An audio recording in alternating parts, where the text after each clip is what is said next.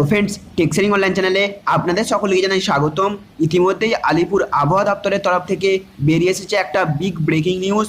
আজ আবারও প্রবল ঝড় বৃষ্টির সম্ভাবনা রয়েছে বলে ইতিমধ্যেই জানিয়ে দিয়েছে আবহাওয়া দপ্তর। গোটা রাজ্য জুড়ে হতে পারে ঝড় বৃষ্টি বলে জানা যাচ্ছে। আর আজকে থাকবে এই নিয়ে আলোচনা শুরু করার পূর্বে আপনাদের কাছে করবো একটা ছোট্ট রিকোয়েস্ট। আপনি যদি আমাদের চ্যানেলে নতুন হয়ে থাকেন তাহলে অবশ্যই আমাদের চ্যানেলটিকে সাবস্ক্রাইব করে রাখবেন।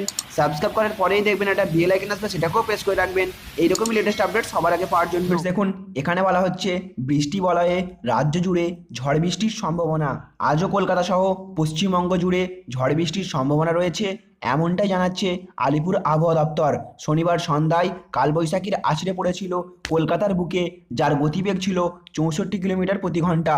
মঙ্গলবার সন্ধ্যে 6:40 নাগাদ আলিপুরে ঝড়ের সর্বোচ্চ গতিবেগ ওঠে ঘন্টায় 83 কিলোমিটার। বুধবার ভোর রাতেও ব্যাপক ঝড় বৃষ্টির খবর মিলেছে হাওড়ার উত্তর কলকাতা থেকে। সব মিলিয়ে এপ্রিলে 4টি চৈত্রে 8টি কালবৈশাখী পেল মহানগর, যা স্বাভাবিকের তুলনায় অনেকটাই বেশি বলে মনে করছে হাওয়া অফিস। এখনও পর্যন্ত চৈত্রের দহন সইতে হয়নি রাজ্যবাসীকে। মূলত দক্ষিণবঙ্গের জেলাগুলিতে বাতাসে জলীয় বাষ্প বেশি থাকায় অস্বস্তি কারণ হয়ে দাঁড়াচ্ছে। মঙ্গলবার দিন কলকাতার সর্বোচ্চ তাপমাত্রা ছিল 33.7 ডিগ্রি সেলসিয়াস, যা স্বাভাবিকের চেয়ে 2 ডিগ্রি কম। বুধবার কলকাতার তাপমাত্রা থাকবে সর্বোচ্চ 34 থেকে সর্বনিম্ন 25 ডিগ্রি সেলসিয়াসের আশেপাশে।